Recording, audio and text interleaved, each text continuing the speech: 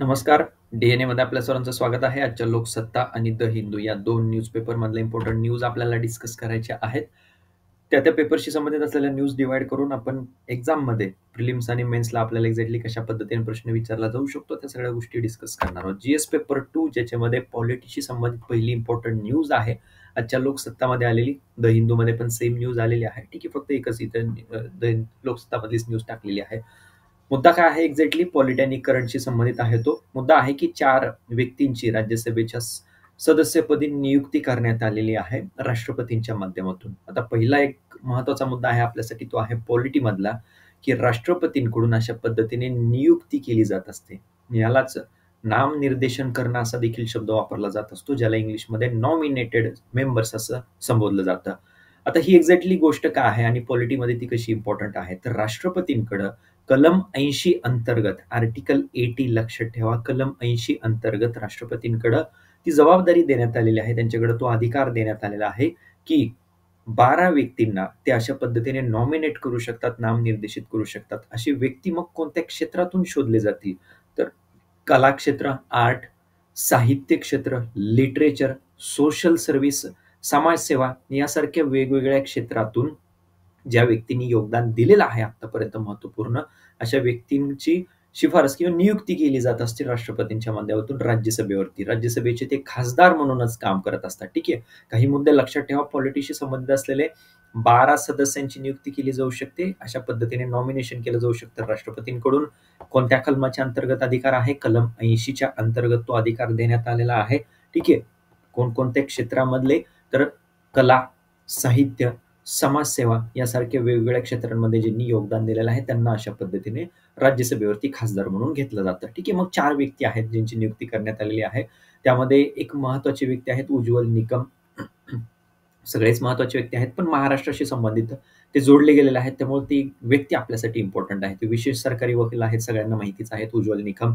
त्यांच्यासोबतच माजी परराष्ट्र सचिव हर्षवर्धन श्रुंगला, केरळमधील भाजपचे नेते सी सदानंदन मास्टर आणि इतिहासकार मीनाक्षी जैन या चौघांना राज्यसभेवरती खासदार म्हणून नामनिर्देशित करण्यात आलेलं आहे. ठीक आहे. आणखी एक फॅक्ट लक्षात ठेवा उज्ज्वल निकम यांच्याबद्दलची. त्यांनी मागच्या वर्षी ज्या लोकसभेच्या निवडणुका झाल्या त्याच्यामध्ये सहभागी झालेले होते, म्हणजे त्यांनी निवडणूक लढलेली होती भाजपच्या तिकिटावरून, परंतु ते पराभूत झालेले होते. त्यामुळे त्यांना आता राष्ट्रपतींकडून या पद्धतीने नॉमिनेटेड मेंबर म्हणून राज्यसभेवरती घेण्यात आलेला आहे. ठीक आहे. बाकी राज्यसभेबद्दल प्रश्न आपल्याला प्रिलिम्सला विचारला जात असतो.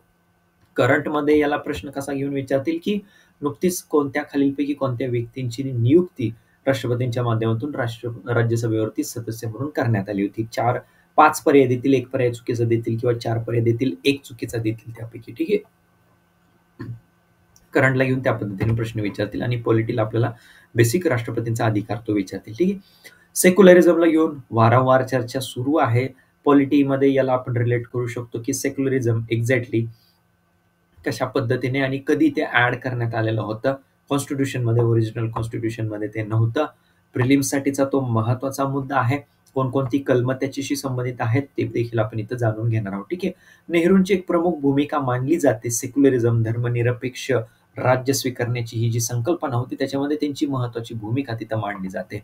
ज्यावेळी संविधान सभेमध्ये चर्चा सुरू झाली होती त्यावेळी प्रिएम्बल म्हणजे कॉन्स्टिट्यूशनची सुरुवात एक्झॅक्टली कशी करायची आहे, तर त्याला घेऊन काही व्यक्तींनी सुचवलं होतं की ते आपण हे संविधान देवाला समर्पित करून सुरुवात करूया. परंतु मग शेवटी त्याच्यावरती एकमत झालं होतं की we the people of India, आम्ही भारताचे लोक स्वतःला ही संविधान आम्ही अर्पित करत आहोत, अशा पद्धतीने मग तिथं स्वीकारण्यात आलेली होती. सुप्रीम कोर्टने ऑलरेडी सांगितलेलं आहे की इंडिया हे सेक्युलर स्टेट आहेत आणि सेक्युलरिझम जे आहे ती सेक्युलरिझम एक इंटिग्रल पार्ट आहे. आता भारतातली या सेक्युलरिझमची आयडिया, या धर्मनिरपेक्षतेची आयडिया, संकल्पना म्हणजे एक्झॅक्टली काय आहे, तर त्याच्यामध्ये स्ट्रिक्ट सेपरेशन नाही रिलिजन आणि स्टेटमध्ये, जसं फ्रान्स किंवा इतर पाश्चिमात्य देशांमध्ये अमेरिकेसारख्या बघायला मिळतं. ठीक आहे. तिथं असं स्ट्रिक्टली सेपरेशन नाहीये, म्हणजे धर्म एका बाजूला आणि दुसऱ्या बाजूला राज्य, आणि दोघं एकमेकाच्या याच्यामध्ये हस्तक्षेप करूच शकत नाहीत, अशा पद्धतीची व्यवस्था तिकडे आहे, तशी भारतात नाहीये. ती एक महत्वाची गोष्ट आहे. याला घेऊन मागं पण आपण चर्चा केलेली होती की भारतातलं सेक्युलरिझम कसं वेगळं आहे बाकी पाश्चिमात्य देशांपेक्षा. याला घेऊन मेन्सला प्रश्न आपल्याला विचारतात. ठीक आहे. आता भारतातल्या या धर्मनिरपेक्ष वादाची पार्श्वभूमी जर जाणून घ्यायचा आपण प्रयत्न केला तर ती खूप जुनी पार्श्वभूमी असलेली बघायला मिळते. अशोक आपल्याला माहिती आहे, राज अशोक, सम्राट अशोक. तर त्या अशोकाचा जो धम्म त्यांनी सांगितलेला होता, तर त्या गोष्टीमध्ये सेक्युलरिझम आपल्याला बघायला मिळतो. कारण अशोकाचे जे इडिक्ट्स होते, जे इन्स्क्रिप्शन होते, त्याच्यावरती कित्येक वेळा अशा पद्धतीने उल्लेख आढळून आलेला आहे, की सर्व धर्मांना समानतेने वागणूक द्यावी असे आदेश त्यांनी दिलेले होते.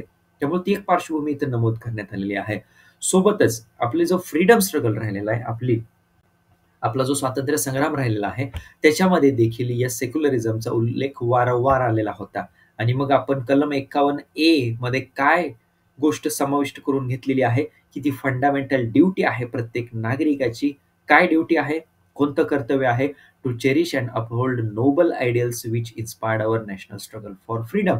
आपल्या स्वातंत्र्य लढ्यामध्ये अशी काही आयडियल्स, अशी काही मूल्य जी तिथं महत्त्वाच्या व्यक्तींनी समोर मांडली, त्याला कायम अपहोल्ड करणं आणि चेरिश करणं, त्याला प्रोत्साहन देणं आणि ती कायम टिकवून ठेवणं, हे प्रत्येक नागरिकाचं मूलभूत कर्तव्य आहे. ते ऑलरेडी सांगितलेलं आहे.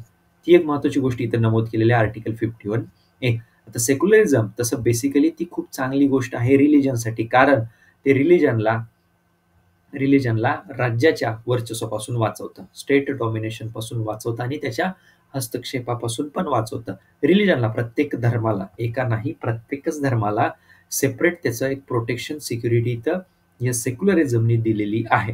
आणि रिलिजन्स जे आहेत या पद्धतीने या सेक्युलरिझमच्या अंडर प्रत्येक धर्म या धर्मनिरपेक्षतेच्या अंतर्गत इंडिपेंडंट स्वायत्तता स्वतःची राखून ठेवू शकतो. ते फीचर आहे या इंडियन सेक्युलरिझमचं. इंडियन सेक्युलरिझमचे फीचर्स लक्षात ठेवा. कंपॅरिझनला घेऊन मेन्सला प्रश्न विचारला जातो. नेहरू कमिटी रिपोर्ट, आता हा हिस्ट्रीमधला पण इम्पॉर्टंट पार्ट आहे. सायमन कमिशन डिक्लेअर करण्यात आलं होतं 1927ला. सायमन कमिशनची नियुक्ती करण्यात आली होती. मग त्याच्यामध्ये एकही भारतीय सदस्य नव्हता. म्हणून मग भारतीयांनी ब्रिटिशांनी दिलेलं आव्हान स्वीकारलेलं होतं आणि मोतीलाल नेहरू यांच्या अध्यक्षतेखाली एक नेहरू सब कमिटी, उपसमिती तिथं स्थापन केलेली होती 1928ला. मग या नेहरू कमिटीचा रिपोर्ट आपल्याला हिस्ट्रीमध्ये पण इम्पॉर्टंट आहे, मॉडर्न हिस्ट्रीमध्ये. या नेहरू कमिटीच्या रिपोर्टमध्ये काही गोष्टी तिथे नमूद करण्यात आल्या होत्या. कोणत्या गोष्टी होत्या? की स्वातंत्र्य मिळाल्यानंतर आम्ही स्वतःची कशा पद्धतीची राज्यघटना स्वीकारू, त्याच्यातल्या काही मूलभूत संकल्पना या नेहरू कमिटीच्या रिपोर्टमध्ये नमूद करण्यात आल्या होत्या. नेहरू कमिटी लक्षात ठेवा, जवाहरलाल नेहरू नाही, मोतीलाल नेहरू त्याचे अध्यक्ष होते. त्याच्यामध्ये एक महत्वाची गोष्ट होती, ती होती सेक्युलरिझम. आम्ही धर्मनिरपेक्षता हे तत्व स्वीकारू असं त्या नेहरू कमिटीच्या रिपोर्टमध्ये नमूद केलेलं होतं. या नेहरू कमिटीला घेऊन राज्यसेवेने 2024ला प्रिलिम्सला प्रश्न विचारलेला आहे, की खालीलपैकी कोणतं तत्व किंवा कोणती गोष्ट, कोणतं विशिष्ट या नेहरू कमिटीच्या रिपोर्टमध्ये स्वीकारण्यात आलेलं होतं. हा डायरेक्टली प्रश्न विचारलेला आहे. ठीक आहे. डॉमिनन्स स्टेटसचा तो पहिलाच ऑप्शन त्याच्यातला करेक्ट ऑप्शन होता. दुसरा पुढचा महत्वाचा मुद्दा, तो पण हिस्ट्रीमध्ये इम्पॉर्टंट आहे. कराची सेशन इम्पॉर्टंट आहे. काँग्रेसचं अधिवेशन कराची या ठिकाणी झालेलं 1931चं. त्या ठिकाणी ज्यावेळी कराची रिझोल्युशन स्वीकारण्यात आलेलं होतं, त्यामध्ये देखील सेक्युलरिझमचा महत्वाचा मुद्दा तिथे नमूद करण्यात आला होता, की state shall remain neutrality in regard to all religions. राज्य जे आहे ते प्रत्येक धर्माच्या बाबतीमध्ये तटस्थता स्वीकारेल. हिंदू महासभेच्या कॉन्स्टिट्यूशनमध्ये, ड्राफ्ट कॉन्स्टिट्यूशनमध्ये पण त्याच पद्धतीने उल्लेख करण्यात आला होता, की कुठलाही स्टेट रिलिजन नसेल, राज्याचा कुठलाही धर्म नसेल. ऑलरेडी त्याच्यामध्ये नमूद करण्यात आलेलं होतं. ठीक आहे. तर ती पण एक महत्वाची गोष्ट इथे नमूद केलेली. तर ही जी डिबेट सुरू आहे सध्या, त्या डिबेटला घेऊन मग आपल्यासाठी प्रिलिम्सला प्रश्न मी विचारला जाऊ शकतो, मेन्सला प्रश्न विचारला जाऊ शकतो. सेक्युलरिझम हा धर्मनिरपेक्षता हा शब्द कधी ऍड केलाय, तर आपल्याकडं 75 ते 77 या कालावधीमध्ये जी इमर्जन्सी लागू करण्यात आली होती, आणीबाणी लागू करण्यात आली होती, त्यावेळी हे स्वीकारण्यात आलेलं आहे. ठीक आहे. 42व्या घटना दुरुस्तीने. परंतु त्याच्या अगोदरच 1973ला जो केशवानंद भारती खटला झालेला होता, त्यामध्ये निर्णय देत असताना सर्वोच्च न्यायालयाने जी मूलभूत संरचना, बेसिक स्ट्रक्चर सांगितलेलं होतं, त्याचा पार्ट सेक्युलरिझम आहे असं ऑलरेडी सांगितलेलं होतं. त्यामुळे असं म्हणू शकत नाही आता जी आर्ग्युमेंट सुरू आहे, की इमर्जन्सीच्या वेळी, आणीबाणीच्या वेळी ही गोष्ट इथं ऍड करण्यात आलेल्या कॉन्स्टिट्यूशनमध्ये, असा दावा केला जाऊ शकत नाही, असं या लेखकांचं म्हणणं आहे, या एडिटोरियलच्या. ठीक आहे. महत्वाचे मुद्दे आहेत. मग आता राष्ट्रीय आणीबाणीला घेऊन पण 75ला जी लागू करण्यात आली होती, त्याला देखील 50 वर्ष पूर्ण झालेत. तो पण महत्वाचा मुद्दा आहे पॉलिटीमध्ये. सेक्युलरिझमला घेऊन चर्चा सुरू आहे, कारण त्या दरम्यान ऍड करण्यात आलं होतं. 42व्या घटना दुरुस्ती महत्वाची आहे, बेसिक स्ट्रक्चर महत्वाचं आहे. हे सगळे मुद्दे इम्पॉर्टंट आहेत आपल्याला प्रिलिम्सला, ज्याला घेऊन रिपीटेडली प्रश्न विचारला जातो. ठीक आहे. एक डिसीज न्यूजमध्ये आहे, प्रिलिम्सला याला कनेक्ट करू शकतो आपण. ठीक आहे. प्रिलिम्सला आपल्याला सायन्समध्ये, जनरल सायन्सच्या सेक्शनमध्ये क्वेश्चन विचारला जातो वेगवेगळ्या डिसीजेसला घेऊन. मग ते बॅक्टेरियल डिसीजेस असू द्या, ते व्हायरल डिसीजेस असू द्या, कशामुळं होतात, त्याच्यामुळं सिम्पटम्स काय दिसतात मनुष्यामध्ये, यासारखे प्रश्न विचारले जातात. ठीक आहे. सोशल जस्टिस मेन्सचा पार्ट आहे, त्याच्यामध्ये हेल्थचा जो सेक्शन आहे तिथे याला आपण रिलेट करू शकतो. ठीक आहे. निपा व्हायरस, तर केरळमध्ये परत एकदा निपा व्हायरसमुळे डेथचं प्रमाण वाढताना आपल्याला बघायला मिळत आहे. मग आपल्याला बेसिक त्याच्याबद्दलची माहिती असणं गरजेचं आहे की निपा व्हायरस एक्झॅक्टली काय आहे. ठीक आहे. तर बेसिकली बॅट म्हणजे ज्याला आपण वटवाघूळ म्हणून ओळखतो, फ्रूट बॅट असं त्याला म्हटलं जातं. ठीक आहे. फ्रूट बॅट्स म्हणजे फळांवरती जगणारे जास्तीत जास्त जे वटवाघूळ आहेत ते नॅचरल होस्ट आहेत या निपा व्हायरसचे. पहिल्यांदा अशा पद्धतीने निपा व्हायरस जो आहे तो मलेशियामध्ये आढळलेला होता 1998 मध्ये. ही पण फॅक्ट लक्षात ठेवा. एमपीसी सारखा आयोग अशा गोष्टी विचारतो. ठीक आहे. फ्रूट बॅट पण लक्षात ठेवा. फळांवरती जे स्वतःचा उदरनिर्वाह चालवणारे जे वटवाघूळ असतात त्यांच्यामध्ये नॅचरली हे होस्ट असलेले बघायला मिळतात या निपा व्हायरसचे. ठीक आहे. ती एक महत्वाची गोष्ट. मग ते ट्रान्समिशन कसं होतं हे इमेजच्या माध्यमातून तुम्ही समजून घेऊ शकता. ठीक आहे. मग असे जे काही अर्धवट फळं खाल्लेली असतात त्याच्या माध्यमातून ते मनुष्यामध्ये ते ट्रान्समिशन त्याचं होतं, किंवा मग बाकी इतर प्राण्यांच्या माध्यमातून देखील ते मनुष्यामध्ये त्याचं ट्रान्समिशन होऊ शकतं. कशा पद्धतीने रोगाचा प्रसार होऊ शकतो ती देखील गोष्ट आपल्याला माहित असणं गरजेचं आहे. फ्रूट बॅट तुम्ही लक्षात ठेवली की ती सायकल तुम्हाला ऑटोमॅटिकली लक्षात राहील. ठीक आहे. पुढच्या मुद्द्याकडे वळायचं आहे आपल्याला. जीएस पेपर 3 शी संबंधित आलेला पहिला मुद्दा आपल्याला डिस्कस करायचा आहे तो आहे एव्हिएशन सेक्टरला घेऊन. आपलं जे हवाई क्षेत्र आहे त्या हवाई क्षेत्राला घेऊन आपल्याला महत्वाचे मुद्दे सध्या लक्षात ठेवावे लागतील. कारण अहमदाबाद या ठिकाणी जी दुर्घटना झालेली होती त्याच्यानंतर खूप जास्त चर्चा या सगळ्या सेक्टरची सुरू आहे. एव्हिएशन सेक्टरला घेऊन मग एक्झॅक्टली काय चेंजेस करणं गरजेचं आहे त्या सगळ्या गोष्टी इथं नमूद करण्यात आलेल्या आहेत. ठीक आहे. तर एक गोष्ट आपण जाणून घेऊया की एव्हिएशन सेक्टर एक्झॅक्टली भारतातला कसा आहे. तर डोमेस्टिक लेवलला जर विचार केला तर ग्लोबल लेवलला भारतातला हा डोमेस्टिक एव्हिएशन सेक्टर खूप जास्त वेगाने सध्या वाढत आहे. त्याच्यासमोर काही चॅलेंजेस आहेत, त्याचे काही फीचर्स आहेत. ठीक आहे. आणि त्याच्या बाबतीतल्या लागू करण्यात आलेल्या काही योजना देखील मग आपल्यासाठी इम्पॉर्टंट आहेत. या एव्हिएशन सेक्टरबद्दल जर जाणून घ्यायचं असेल तर सध्या झालंय काय की काही पॉझिटिव्ह गोष्टी आहेत की भारतामध्ये कोविड नंतर जर आपण विचार केला तर मोठ्या प्रमाणामध्ये एव्हिएशन सेक्टरची ग्रोथ होताना दिसत आहे. सोबतच मग काही स्कीम्सचा पण तिथं चांगला इम्पॅक्ट आपल्याला बघायला मिळत आहे. त्यामध्ये एक मेजर फ्लॅगशिप स्कीम राहिलेली आहे ते आहे उडान स्कीम. उडे देश का आम नागरिक असं त्या स्कीमचा फुल फॉर्म आहे. या अंतर्गत काय करण्यात आलेलं होतं की जे तिकीट रेट होते ते थोडेसे कमी करण्यात आले होते. आता तुम्ही जर बघत असाल इंडिगो सारखी जर एअर कंपनी असेल, फ्लाईट कंपनी असेल तर त्यांची 2,500च्या आसपास तिकीट्स असतात. तुम्ही जर वेल ॲडव्हान्समध्ये बुकिंग करत असाल तर पुणे टू दिल्ली असेल, बाकी लोकेशन्स असतील तर 2,000-2,500 मध्ये तुम्हाला तिकीट मिळतं. अगोदर फ्लाइट तिकीट म्हणजे 5,000 प्लस असे रेट असायचे. ते या उडान स्कीमच्या अंतर्गत कमी करण्यात आले. त्याच्यावरून लक्षात ठेवायचं.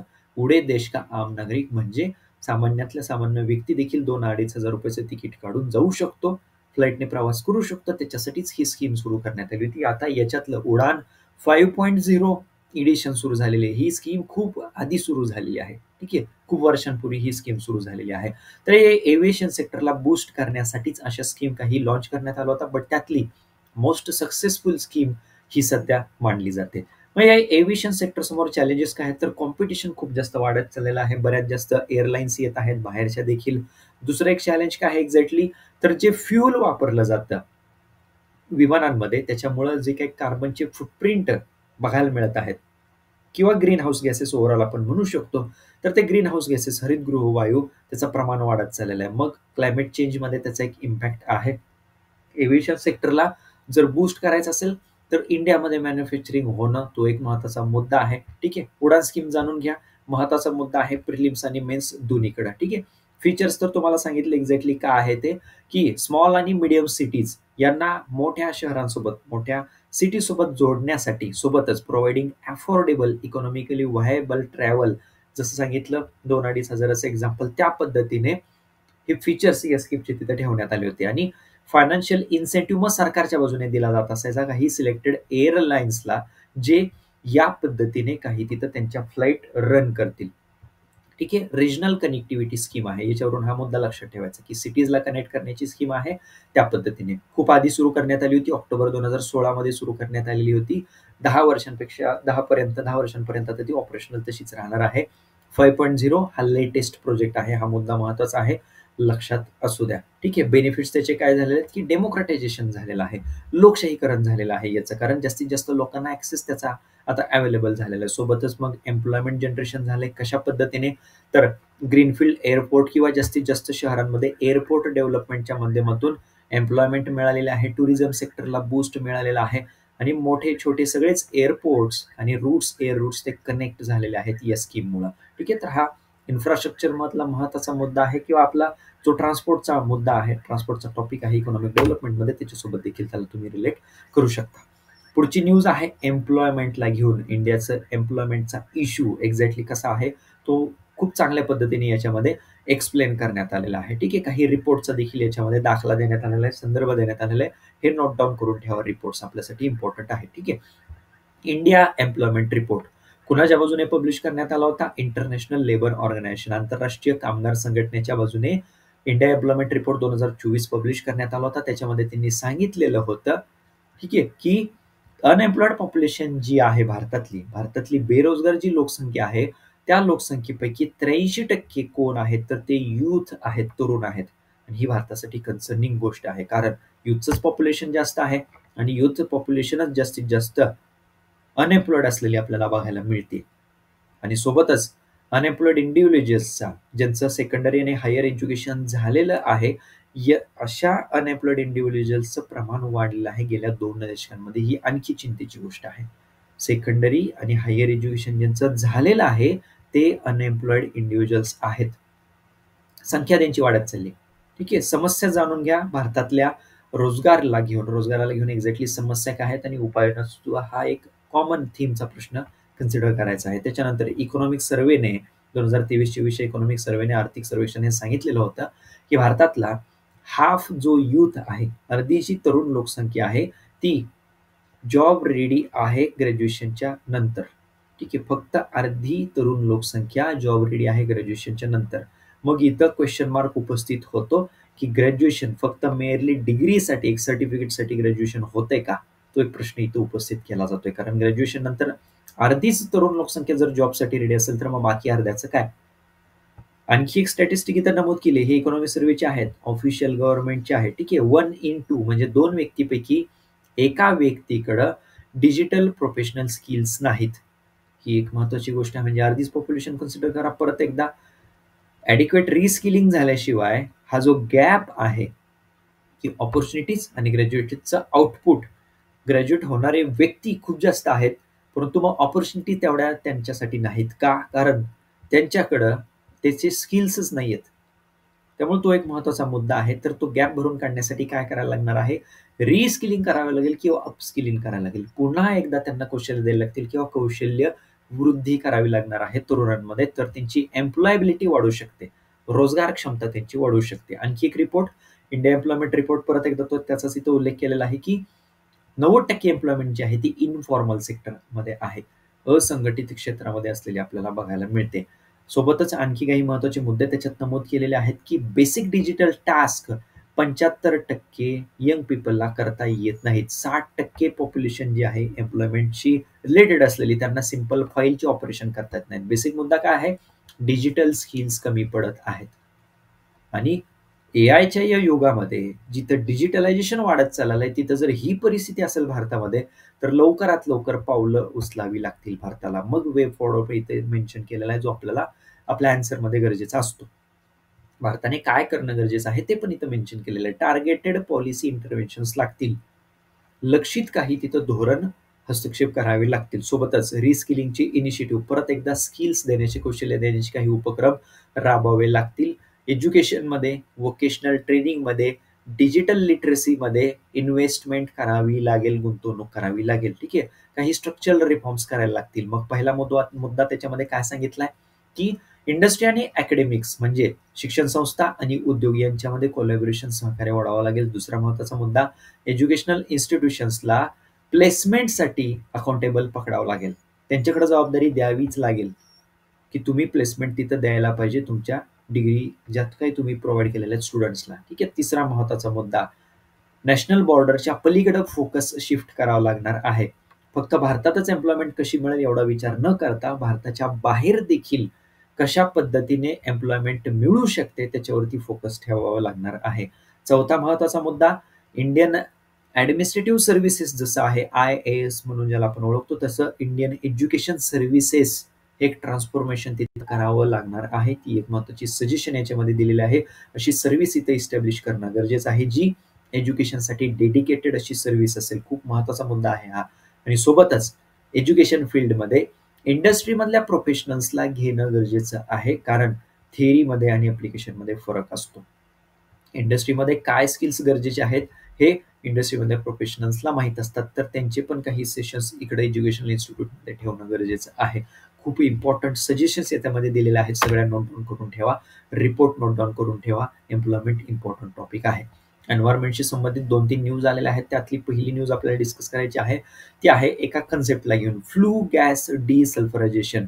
ही एक सिस्टीम आहे, ही एक मेथड आहे. एक्झॅक्टली याच्यामध्ये काय केलं जातं, डिसल्फरायझेशन म्हणजे सल्फर SO2 इमिशन कमी करण्याच्या दृष्टीने प्रयत्न केले जातात. त्याच्याशी संबंधित असलेलं हे टेक्निक आहे. प्रिलिम्सला मुद्दा लक्षात ठेवा की फ्लू गॅस डिसल्फरायझेशन नावाची संकल्पना चर्चेत होती. ती नेमकी काय आहे असा प्रश्न आला तर ते आपल्याला माहित पाहिजे की सल्फर डायऑक्साईड SO नाही SO2चं इमिशन कट करण्यासाठी, कमी करण्यासाठी डिझाईन केलेली ही एक सिस्टीम आहे, फ्लू गॅस डिसल्फरायझेशन.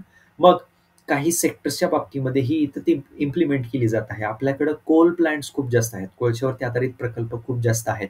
सध्या आकडा बघितला तर 180 आहे त्यांचा. परंतु एन्व्हायरमेंट मिनिस्ट्रीने काय केलंय, महत्वाचे जे कोळशा आधारित असे प्लांट आहेत, प्रोजेक्ट आहेत, त्यांना हे फ्लू गॅस डिसल्फरायझेशन सिस्टीम इन्स्टॉल करणं जे मॅन्डेटरी करण्यात आलं होतं ते एक्झेम्पशन दिलेलं आहे.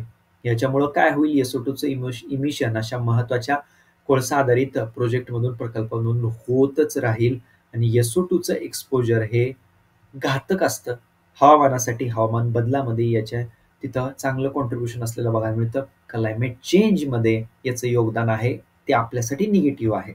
ठीक आहे. या काही कन्सेप्ट याच्याशी संबंधित असलेला लक्षात ठेवा. पुढच्या मुद्द्याकडे वळायचं आहे. पुढचा महत्त्वाचा मुद्दा आहे carbon credit trading scheme. Exactly scheme काय आहे ते समजून घ्या. ठीक आहे. कार्बन क्रेडिट ट्रेडिंग स्कीम याच्यामध्ये काय केलं जात असतं, हा एक मेकॅनिझम आहे. काय केलं जात असतं याच्या अंतर्गत, पॅट नावाचा एक स्कीम त्याच्याशीच अटॅच करण्यात आलेलं आहे. म्हणजे काय, याच्या अंतर्गत काय केलं जातं, एनर्जी इंटेन्सिव्ह इंडस्ट्री जे आहेत, म्हणजे असे काही उद्योग ज्याच्यामध्ये मोठ्या प्रमाणामध्ये ऊर्जा वापरली जाते, यांना काय केलं जातं, त्यांना टार्गेट दिले जातात. त्यांचे एनर्जी यूज म्हणजे त्यांची ऊर्जा कमी करण्याचे टार्गेट त्यांना दिले जातात. मग एखाद्या उद्योगाने जर ऊर्जा त्यांचा वापर कमी केला तर काय मिळेल त्यांना, त्यांना त्याचे क्रेडिट पॉइंट्स मिळतील. हे क्रेडिट पॉइंट्स मग त्यांच्याकडे आले तर ते काय करू शकतात, हे त्याचा ट्रेड करू शकतात. ठीक आहे. परफॉर्म अचीव्ह ट्रेड म्हणजे काय, परफॉर्म म्हणजे काय, तुम्ही एनर्जीचा वापर जो आहे त्याच्या बाबतीमध्ये परफॉर्मन्स दाखवायचा आहे, ते टार्गेट अचीव्ह करायचं आहे आणि तुम्हाला क्रेडिट्स मिळाले की ते ट्रेड करू शकता. म्हणजे ए कंपनी आहे, ए कंपनीने अशा पद्धतीने एनर्जी वापर कमी करून क्रेडिट मिळवले. बी कंपनीकडून तसं काही झालं नाही, त्यांचा वापर एनर्जीचा जास्तच आहे. ही बी कंपनी काय करेल, ए कंपनीला पैसे देईल आणि ए कंपनीचे जे कार्बन क्रेडिट आहे ती विकत घेईल. म्हणजे काय करते, त्यांनी ज्या काही गोष्टी करत आहेत निगेटिव्हली त्याच्याबद्दल ते पे करत आहेत. कुणाला पे करत आहेत, ज्यांनी चांगला परफॉर्मन्स केला त्यांना पे करत आहेत. अशीच आहे कार्बनच्या बाबतीतली क्रेडिट ट्रेडिंग सिस्टीम. कार्बनचं जे उत्सर्जन होतं उद्योगांमधून ते कमी करण्यासाठीचे टार्गेट त्यांना दिले जातात. असा एक उद्योग जो कार्बनचं इमिशन उत्सर्जन कमी करेल त्याला मिळतील क्रेडिट पॉइंट्स आणि ते क्रेडिट पॉइंट्स ती कंपनी विकू शकते दुसऱ्या कंपनीला ज्यांच्याकडून कार्बनचं उत्सर्जन खूप जास्त होतंय. ठीक आहे. या पद्धतीने प्रोड्युसरची रिस्पॉन्सिबिलिटी, ज्याच्याकडून उत्सर्जन केलं जाते त्याच्यावरती जबाबदारी आणणारी ही एक सिस्टीम आहे आपल्याकडे, कार्बन क्रेडिट ट्रेडिंग सिस्टीम. ठीक आहे. ती स्कीम एक्झॅक्टली काय आहे त्याच्याबद्दलच्या गोष्टी तिथं नमूद केलेल्या आहेत. भारतातल्या इकोसिस्टीमला घेऊन, परिसंस्थेला घेऊन आर्टिकल आलेला आहे. फार इम्पॉर्टंट गोष्टी नाहीये त्याच्यामध्ये, 1-2च मुद्दे लक्षात घ्या. ठीक आहे. 17 जून हा जो दिवस आहे, हा 17 जूनचा दिवस world day to combat desertification and drought म्हणून सेलिब्रेट केला जातो. 17 जून हा दिवस जागतिक पातळीवरती डेझर्टिफिकेशन म्हणजे वाळवंटीकरण आणि दुष्काळाच्या विरोधातला काम करण्याचा, मोहीम करण्याचा दिवस म्हणून तो सेलिब्रेट केला जातो. ठीक आहे. मग आता डेझर्टला घेऊन डेझर्टकडे आपण काय म्हणून एक्झॅक्टली बघतो? वाळवंट. वाळवंट म्हटलं की आपल्याकडं काय येतं की नो प्रोग्रेस. काहीच नाहीये तिथं. कसं कोण राहत असेल तिथं पाण्याची कमतरता, बाकीही सगळ्या रिसोर्सेसची कमतरता. डेझर्टकडे आपण या पद्धतीने बघतो की डेझर्टला आपण कन्व्हर्ट करायला पाहिजे ग्रीनरीमध्ये. बट तसं नाही होऊ शकत. तर आपल्याकडे या सगळ्या ज्या वेगवेगळ्या इकोसिस्टम आहेत, त्या वेगवेगळ्या इकोसिस्टमला आपण आहे अशा कॉन्झर्व्ह करायला पाहिजे. कारण या डेझर्टमध्ये देखील अशा काही स्पेसीज असतात ज्या युनिक असतात. आता कॅमल, उंटाची रचना जर आपण बघितली, खूप शाळेमध्ये खूप बेसिक गोष्ट आपण ती शिकलेलो आहे, की उंटाचे मग पाय एवढे लांब का असतात? तर जी वाळू असते डेझर्टमध्ये, वाळवंटामध्ये ती गरम होत असते, तर त्याच्यापासून त्याच्या बॉडीचं अंतर जास्त असावं म्हणून त्याच्यासाठी. उंट एकदाच पाणी पिला तर तो खूप जास्त वेळासाठी पाणी न पिता राहू शकतो. तर त्याच्या बॉडीचं स्ट्रक्चर तसं बनलेलं आहे. अशा काही युनिक स्पेसीज आहेत, ज्या डेझर्टमध्येच राहू शकतात. बाकी ठिकाणी नाही राहू शकत. हे झालं एक एक्झाम्पल. अशा बऱ्याच गोष्टी आहेत. त्यामुळं आपले जे असे वेगवेगळे इकोसिस्टम आहेत, परिसंस्था आहेत, त्या परिसंस्थांना त्या पद्धतीनेच डील करायला पाहिजे, असा एक मुद्दा याच्यामध्ये नमूद केलेला आहे. ठीक आहे. अशा काही स्पेसीज ज्या चर्चेत असतील त्या स्पेसीज फक्त नोट डाउन करून ठेवायच्या. त्या आपल्यासाठी इम्पॉर्टंट आहेत. ते इथं नमूद केलेले आहेत. द ग्रेट इंडियन मस्टार्ड, कॅरेकल नावाची स्पेसीज आहे, इंडियन वुल्फ आहे. यासारख्या स्पेसीज या डेझर्टमध्ये, ग्रासलँडमध्ये आणि सवाना रिजनमध्ये आपल्याकडे भेटतात. वेगवेगळ्या रिजननुसार, वेगवेगळ्या त्या इकोसिस्टमनुसार, परिसंस्थेनुसार अशा वेगवेगळ्या आपल्याकडे स्पेसीज भेटतात. एन्व्हायरमेंटमध्ये त्यांना घेऊन प्रश्न विचारला जातो. बाकी काही फार इम्पॉर्टंट गोष्टी याच्यामध्ये नाहीत. ठीक आहे. पुढच्या न्यूजकडे आपल्याला वळायचं आहे. पुढचा महत्त्वाचा मुद्दा आहे क्लायमेट चेंजमुळं मायग्रेशन कसं होत आहे आणि त्याच्यासाठी टर्म वापरण्यात आलेली आहे, संकल्पना वापरण्यात आलेली आहे क्लायमेट मायग्रेशन नावाची. ठीक आहे. बुंदेलखंड रिजन गेल्या काही दिवसांमध्ये खूपच जास्त चर्चेत आहे. बुंदेलखंड म्हणजे एक्झॅक्टली कुठं आहे आणि एक्झॅक्टली कोणता रिजन त्याच्यामध्ये कंप्राइज होतो, तो मुद्दा समजून घ्या. बुंदेलखंड सेंट्रल इंडियामध्ये, मध्य भारतामध्ये येतो. 13 जिल्हे आहेत त्याच्यामध्ये, उत्तर प्रदेश आणि मध्य प्रदेश या 2 राज्यांमधले. ठीक आहे. विंध्य पर्वतरांगाच्या त्या भागामध्ये असलेलं तिथं बघायला मिळतं. मग तिथं रेनफॉल गेल्या काही वर्षांमध्ये कमी होत चाललाय. पर्जन्यमान तिथलं कमी होत चाललंय आणि दुष्काळाचं प्रमाण वाढत चाललेलं आहे. आणखी एक दुसऱ्या रिजनची केस स्टडी म्हणून इथं वापरलेली आहे, ती आहे महाराष्ट्रातलं विदर्भ आणि मराठा. ठीक आहे. मराठवाडा. ठीक आहे. विदर्भ आणि मराठवाडा. तर या बाबतीमध्ये होतं एक्झॅक्टली काय, की दुष्काळ पडत चालल्यामुळं मोठ्या प्रमाणामध्ये मायग्रेशन व्हायला लागले. आता हे दुष्काळ, पाऊस कमी पडणं, दुष्काळाचं प्रमाण वाढणं, हे क्लायमेट चेंजचे इम्पॅक्ट आहेत सगळे. मग याच्यामुळे जे मायग्रेशन होतं, स्थलांतर होतं, त्याला क्लायमेट मायग्रेशन असं म्हटलं जातं. बुंदेलखंड भागातून मोठ्या प्रमाणात शहरी भागांमध्ये स्थलांतर होतंय.